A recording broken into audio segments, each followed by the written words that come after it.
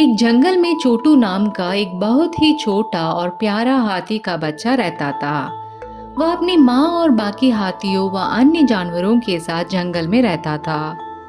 छोटू बहुत शरारती था। वह पूरे जंगल में इधर उधर भागता रहता, नए नए स्थान ढूंढता और नए दोस्त बनाता। उसकी माँ हमेशा उसे समझाती रहती कि वह बहुत छोटा है और यह जंगल बहुत बड़ा है। यहाँ शिकारी भी हो सकते हैं, इसलिए उसे हमेशा सतर्क रहना चाहिए। लेकिन छोटू कभी अपनी माँ की बातों पर ध्यान नहीं देता और उन्हें अनसुना कर देता। हाथी आमतौर पर झुंड में चलते हैं, लेकिन छोटू को जैसे ही मौका मिलता वह अपनी माँ की नजर से बचकर दूर निकल जाता। कभी वह बंदर की पूंछ खींचता, कभी तितलियों को डराने की कोशिश करता, तो कभी कीचड़ में पानी के साथ खेलता। उसकी यही शरारतें चलती रहती। फिर उसकी माँ पूरे जंगल में उसे ढूंढती और अंत में कहीं दूर से उसे पकड़कर घर वापस लाती।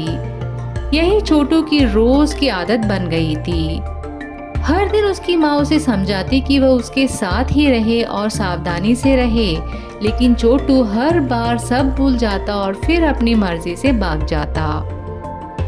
एक दिन माँ हाथी छोटू को नहाने के लिए नदी के किनारे ले गई, जहाँ बाकी हाथी भी थे। जब माँ हाथी अन्य हाथियों से बात कर रही थी, छोटू ने किनारे पर कुछ चींटियों को चलते हुए देखा। छोटू को बहुत आश्चर्य हुआ कि ये चींटियां एक कतार में कहाँ जा रही हैं। वह उत्सुक हो गया और उनके पीछे पीछे चल पड़ा। चींटियां उसे झाड़ियों घने पेड़ों से होते हुए एक पेड़ के तने तक ले गई, जहां वे अंदर जा रही थी। छोटू बहुत खुश हुआ कि उसने उनका सफर पूरा देख लिया। लेकिन तभी अचानक बारिश शुरू हो गई और तेज हवाएं चलने लगी। अंधेरा होने लगा और छोटू को रास्ता याद नहीं रहा। वह डर गया और रोने लगा। वह जोर जोर से चिल्लाने लगा, माँ माँ मुझे बचाओ। लेकिन तेज बारिश के कारण कोई उसकी आवाज नहीं सुन सका। उसे अब अपनी गलती का एहसास हुआ। उसने सोचा, काश मैंने माँ की बात मानी होती तो ऐसा नहीं होता। वह बस रोता ही रहा। उधर माँ हाथी ने देखा कि छोटू झुंड में नहीं है, तो वह तुरंत उसकी खोज में निकल पड़ी। बाकी जानवरों ने भी उसकी मदद की। अंत में पक्षियों का एक झुंड उड़कर गया और छोटू को एक पेड़ के नीचे कांपते हुए पाया। वे तुरंत लौटे और माँ हाथी को खबर दी। माँ हाथी झाड़ियों और पेड़ों को पार करती हुई उस जगह पहुंची। वहां उसने देखा कि छोटू रो रहा है।